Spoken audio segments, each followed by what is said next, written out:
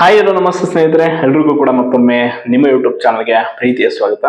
ನಮ್ಮ ರಾಜ್ಯದ ವಿಷಯಕ್ಕೆ ಬಂದ್ರೆ ಏನೆಲ್ಲ ವಿಷಯಗಳು ಕೂಡ ಅಂದ್ರೆ ಪ್ರಮುಖವಾದಂತ ಎಲ್ಲ ಒಂದು ಏನೇನು ವಿಚಾರ ಇದ್ವು, ಒಳ ಮೀಸಲಾತಿ ಎಲ್ಲವೂ ಕೂಡ ಕಂಪ್ಲೀಟ್ ಆಯಿತು. ಬಟ್ ಈ 384 KS ನೇಮಕಾತಿ ಪ್ರಕ್ರಿಯೆ ಮಾತ್ರ ಇನ್ನೂ ಮುಗ್ದಿಲ್ಲ. ಕಾರಣ ನಿಮ್ಗೆ ಗೊತ್ತು, ಮೊದಲಿಂದಲೂ ಕೂಡ KPSC ಮಾಡಿದಂತ ಎಡವಟ್ಟಿನಿಂದಾಗಿ KS ಪರೀಕ್ಷೆ ಬರೆದಂತ ಎಲ್ಲ ಅಭ್ಯರ್ಥಿಗಳು ಕೂಡ ಸಮಸ್ಯೆಯನ್ನು ಅನುಭವಿಸುವಂತಾಯ್ತು. ಮೊದಲ ಬಾರಿ ಪರೀಕ್ಷೆ ಮಾಡಿದ್ರು, ಕ್ವಶನ್ ಪೇಪರ್ ಟ್ರಾನ್ಸ್ಲೇಷನ್ ಕಂಪ್ಲೀಟ್ ಆಗಿ ರಾಂಗ್ ಇತ್ತು. ಸೊ ಅದರ ವಿರುದ್ಧ ಅಭ್ಯರ್ಥಿಗಳು ಹೋರಾಟ ಮಾಡಿದ್ರು. ರೀ ಎಕ್ಸಾಮ್ ಆಯಿತು. ರೀ ಎಕ್ಸಾಮ್ ಅಲ್ಲಿ ಅದೇ ಸಮಸ್ಯೆ ಮಾಡಿದ್ರು. ಅದನ್ನು ಕೂಡ ಕೋರ್ಟ್ ಅಲ್ಲಿ ಪ್ರಶ್ನಿಸಲಾಯಿತು. ಬಟ್ ಕೋರ್ಟ್ ಮೂಲಕ ಕೇವಲ ನ್ಯಾಯಾಲಯಕ್ಕೆ ಯಾರು ಮೊರೆ ಹೋಗಿದ್ರು ಅವ್ರಿಗೆ ಮಾತ್ರ ಮುಖ್ಯ ಪರೀಕ್ಷೆ ಬರೆಯೋದಕ್ಕೆ ಅವಕಾಶ ಕೊಟ್ಟರು. ಸೊ ಇದೆಲ್ಲ ಆಗಿದೆ ಪ್ರಕ್ರಿಯೆ, ಇಲ್ಲಿವರೆಗೂ ನಿಮ್ಗೆ ಗೊತ್ತಿದೆ.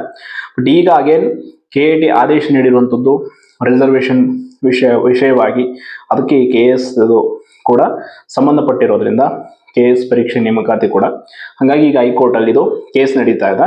ಸೊ ಒಂದು ವಿಷಯ, ವ್ಯಾಲ್ಯೂಯೇಷನ್ ಬಗ್ಗೆ ತುಂಬಾ ಜನ ಕೇಳ್ತಾ ಇದ್ರು, ಮೌಲ್ಯಮಾಪನ ಶುರುವಾಗಿದೆಯಾ, ಯಾವಾಗ ಮುಗಿಸ್ತಾರೆ ಹಂಗಾದ್ರೆ? ಯಾಕಂದ್ರೆ ಕೋರ್ಟ್ ಇತ್ತೀಚೆಗಷ್ಟೇ ಆದೇಶ ಕೊಟ್ಟಿತ್ತು, ಮಧ್ಯಂತರ ಆದೇಶ. ಏನಂತಂದ್ರೆ KS ಏನು ಸಂಬಂಧಪಟ್ಟ ಪ್ರಕ್ರಿಯೆ ಇದೆ ಮೌಲ್ಯಮಾಪನದ್ದು, ಸೊ ಅದನ್ನ ಮುಂದುವರಿಸಿ, ಬಟ್ ಅಂತಿಮ ಫಲಿತಾಂಶವನ್ನ, ಮೇನ್ಸ್ ರಿಸಲ್ಟ್ ಅನ್ನ ನಮ್ಮ ಒಂದು ಕೋರ್ಟ್ನ ಆದೇಶ ಬಿಡೋವರೆಗೂ ಕೂಡ, ಅಂದ್ರೆ ಫೈನಲ್ ಆರ್ಡರ್ ಆಗೋವರೆಗೂ ಕೂಡ ನೀವು ಬಿಡಬಾರ್ದು ಅಂತ ಕೋರ್ಟ್ ನಿರ್ದೇಶನ ಮಾಡಿರುವಂಥದ್ದು. ಸೊ ಈಗ ನಮಗಿರುವಂತ ಮಾಹಿತಿ ಪ್ರಕಾರ ಮೌಲ್ಯಮಾಪನವನ್ನ ಇನ್ನೂ ಅವರು ಶುರು ಮಾಡಿರುವಂತ. ಸೊ ಅಕ್ಟೋಬರ್ ತಿಂಗಳಲ್ಲಿ ಈ KS ಏನಿದೆ ಮೌಲ್ಯಮಾಪನ ಉತ್ತರ ಪತ್ರಿಕೆ, ಸೊ ಅದನ್ನ ಮಾಡಬೇಕು ಅಂತ ನಿರ್ಧಾರ ಮಾಡಿದಾರಂತೆ. ಒಟ್ಟಾರೆಯಾಗಿ ಈ ವರ್ಷದ ಕೊನೆಯಷ್ಟರಲ್ಲಿ ಈ KS ನೇಮಕಾತಿಯನ್ನ ಕಂಪ್ಲೀಟ್ ಆಗಿ ಮುಗಿಸ್ಬೇಕು, ವಿತ್ ಮೇನ್ಸ್ ರಿಸಲ್ಟ್ ಬಿಟ್ಟು ಸಂದರ್ಶನಕ್ಕೆ ಕರಿಬೇಕು ಅನ್ನೋ ಪ್ಲಾನಿಂಗ್ ಇದೆಯಂತೆ. ಎಸ್ಪೆಷಲಿ ಈ ಒಂದು ನೋಟಿಫಿಕೇಶನ್ ಮುಗಿಸಿ ನೆಕ್ಸ್ಟ್ ನೋಟಿಫಿಕೇಶನ್ ಮಾಡ್ತೀವಿ ಅಂತ ಏನೋ ಹೇಳ್ತಿದಾರಂತ. ಅದು ಎಷ್ಟರ ಮಟ್ಟಿಗೆ ಸತ್ಯನೋ ಏನೋ ಗೊತ್ತಿಲ್ಲ. ಯಾಕಂದ್ರೆ KPSC ವಿಚಾರದಲ್ಲಿ ಯಾವುದನ್ನು ಕೂಡ ನಾವು ಬಿಲೀವ್ ಮಾಡಂಗಿಲ್ಲ. ಇತ್ತೀಚೆಗೆ PDO ಫಲಿತಾಂಶದ ಬಗ್ಗೆ ಆಗಸ್ಟ್ ಅಲ್ಲಿ ಕಂಪ್ಲೀಟ್ ಮಾಡ್ತೀವಿ ಅಂತ ಹೇಳಿದ್ರು, ಈಗ ಸೆಪ್ಟೆಂಬರ್ ಅಂತ ಹೇಳ್ತಾ ಇದಾರೆ ನಾನ್ ಎಚ್ ರಿಸಲ್ಟ್. ಸೊ ಹಿಂಗೆ ಯಾವುದನ್ನು ಕೂಡ ನಿಖರವಾಗಿ ಇದೇ ದಿನದಿಂದ ಇವಾಗೇ ನಾವು ಪ್ರಕಟ ಮಾಡ್ತೀವಿ ಅಂತ ಹೇಳ್ದಂಗೆ ಅವ್ರು ಯಾವತ್ತೂ ನಡ್ಕೊಂಡಿಲ್ಲ. ಸೊ ಹಂಗಾಗಿ KS ಪರೀಕ್ಷೆ ಬರೆದಂತ ಅಭ್ಯರ್ಥಿಗಳಿಗೆ ಕಾಯ್ತಾ ಇದ್ದಾರೆ ಕೆಲವರು, ಮೇನ್ಸ್ ರಿಸಲ್ಟ್ ಬರುತ್ತಾ ಅಂತ. ಇನ್ನೂ ಕೂಡ ಅವರು ಮೌಲ್ಯಮಾಪನ ಶುರು ಮಾಡಿಲ್ಲ. ಸೊ ಹಂಗಾಗಿ ಮೇನ್ಸ್ ರಿಸಲ್ಟ್ ಸದ್ಯಕ್ಕೆ ಇಲ್ಲ, ಅಕ್ಟೋಬರ್ ತಿಂಗಳಲ್ಲಿ. ಅಂದ್ರೆ ಯಾಕೆ ವೇಟ್ ಮಾಡ್ತಾ ಇದಾರೆ ಅಂದ್ರೆ, ಈಗ ಮತ್ತೆ ಇಂಪ್ಲೀಡ್ ಒಂದಿಷ್ಟು ಜನ ಅಭ್ಯರ್ಥಿಗಳು ಹಾಕೊಂಡಿದ್ದಾರೆ. ಏನಂತ ಅಂದ್ರೆ, ನೀವು ಹೆಂಗೆ ಈಗ ಕೋರ್ಟಿಗೆ ಆಲ್ರೆಡಿ ಕೊಟ್ಟಿರುವಂತ ಆದೇಶ ಏನಿದೆ, ಸೊ KS ಪ್ರಕ್ರಿಯೆಗಳನ್ನ ಮುಂದುವರಿಸಬಹುದು ಮೌಲ್ಯಮಾಪನ ಅದು ಅಂತ, ಅದನ್ನ ಬೇಡ, ಅದನ್ನ ಸ್ಟಾಪ್ ಮಾಡಿ ಅಂತ ಒಂದಿಷ್ಟು ಜನ ಅಭ್ಯರ್ಥಿಗಳು ಮೊರೆ ಹೋಗಿದ್ದಾರೆ. ಸೊ ಅದು ಮತ್ತೆ ವಿಚಾರಣೆ ಬರುತ್ತೆ ಇನ್ನೊಂದು ವಾರದಲ್ಲಿ. ಅದಾದ್ಮೇಲೆ ಮತ್ತೆ ಏನಾದ್ರು ಕೋರ್ಟ್ ಇನ್ ಕೇಸ್ ಆದೇಶ ಕೊಟ್ರೆ ಅನ್ನೋ ಒಂದು ಏನು ಅವಾಗ ಗೊಂದಲ ಕೂಡ KPSC ಇದೆ. ಈಗ ಆಲ್ರೆಡಿ ಸಭೆಯಲ್ಲಿ ಈ ಬಗ್ಗೆ ಚರ್ಚೆ ಕೂಡ ಆಗಿದೆ ಅಂತ. ಹಂಗಾಗಿ ಅವ್ರು ವೇಟ್ ಮಾಡ್ತಾ ಇರೋಂಥದ್ದು. ಒಟ್ಟಾರೆ ರಾಜ್ಯದ ಅತ್ಯುನ್ನತ, ಅಂದ್ರೆ ಆಡಳಿತಕ್ಕೆ ಸಹಾಯಕವಾಗುವಂತ ಅತ್ಯುನ್ನತ ಅಧಿಕಾರಿಗಳನ್ನ ಆಯ್ಕೆ ಮಾಡುವಂತ ನೇಮಕಾತಿ ಪರೀಕ್ಷೆಯಲ್ಲಿ ಈ ಮಟ್ಟಗಿನ ಗೊಂದಲ ಅಂತಂದ್ರೆ, ಸರ್ಕಾರ ಅದು ಹೆಂಗಿದನ್ನ ಈ ರೀತಿಯಾಗಿ ನಡೆಸ್ಕೊಂಡು ಹೋದ್ರೂ ಕೂಡ KPSCಗೆ ಪರೀಕ್ಷೆಗಳನ್ನ ಕೊಡುತ್ತೋ ನಮ್ಗೆ ಗೊತ್ತಿಲ್ಲ.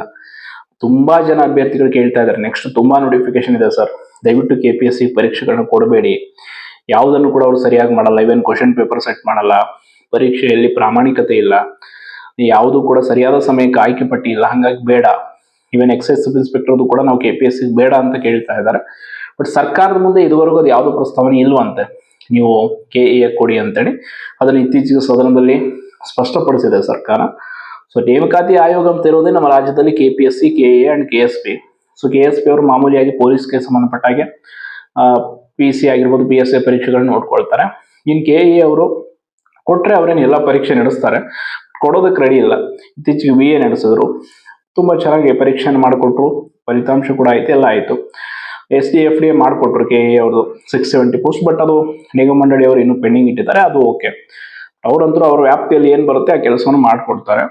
ಬಟ್ KPSC ಅವ್ರು ಮಾತ್ರ, ಅವ್ರಿಗೆ ಯಾವುದೇ ಲಿಮಿಟ್ಸ್ಗಳಿಲ್ಲ, ನಿಯಮಗಳಿಲ್ಲ, ಎಲ್ಲ ನಿಯಮಗಳನ್ನ ಕೂಡ ಉಲ್ಲಂಘನೆ ಮಾಡ್ತಾರೆ. ಅದು ಕಾಮನ್ ಆಗ್ಬಿಟ್ಟಿದೆ. ಈಗ ಪರೀಕ್ಷಾ ನಿಯಮದ ಪ್ರಕಾರ 1:15 ಮೀನ್ಸ್ಗೆ ಹೋಗ್ಬೇಕಿತ್ತು ಅಭ್ಯರ್ಥಿಗಳು, ಹೆಚ್ಚಿನ ಜನನೇ ಹೋಗಿದ್ದಾರೆ. ಕಾರಣ ಅವ್ರು ಮಾಡಿರೋ ತಪ್ಪು, ಅದು ಕ್ವಶನ್ ಪೇಪರ್ದು.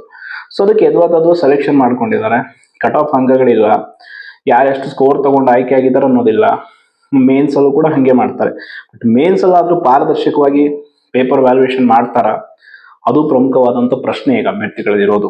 ಸೊ ಅದನ್ನಾದ್ರೂ ಮಾಡ್ತಾರ?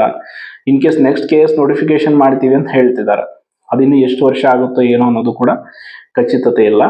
ಒಟ್ಟಾರೆ KS ಪರೀಕ್ಷೆ ಬರೆದ ಅಭ್ಯರ್ಥಿಗಳ ಪರಿಸ್ಥಿತಿಯನ್ನ ಈಗ ಸದ್ಯಕ್ಕೆ ಊಹೆ ಮಾಡೋಂಗೂ ಇಲ್ಲ ಅಂತ ಪರಿಸ್ಥಿತಿಗೆ ಬಂದು ನಿಂತಿದೆ ಈಗ ನೇಮಕಾತಿ ಅಧಿಸೂಚನೆ. ಸೊ ಇಷ್ಟು ಮಾಹಿತಿ ಇದೆ, ತುಂಬಾ ಜನ ಕೇಳಿದ್ರಿ, ಸೊ ಹಾಗಾಗಿ ಈ ಮಾಹಿತಿಯನ್ನು ತಿಳಿಸಿದ್ದೀನಿ ಅಂತ ಹೇಳ್ತಾ ಧನ್ಯವಾದಗಳು.